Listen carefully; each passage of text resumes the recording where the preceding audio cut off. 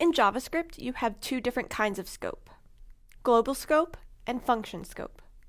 If you define an identifier outside of all of your functions, it is considered part of the global scope.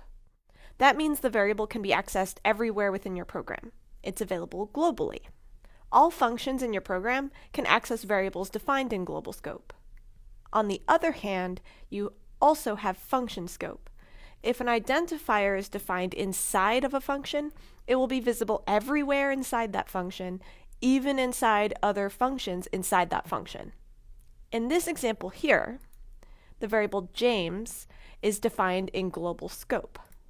The variable librarian has function scope, and it's accessible in both the library function and the classic literature function. The book also has function scope, but it's only visible in the classic literature function. If you try to access the book variable outside of the classic literature function, you will get a reference error. The way this works is when the JavaScript engine tries to find an identifier, like let's say the James variable here, it first looks to see if that identifier is defined in the current function, and if it finds it there, then its job is done.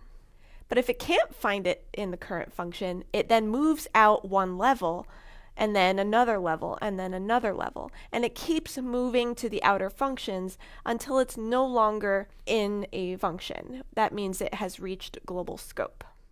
If the JavaScript engine checks all of the outer functions and global scope and it still can't find the identifier, then it will return an error. Here, it did find the identifier, James, out there in global scope. Now that you have the basics of global and function scope, let's take a moment to practice what you've learned.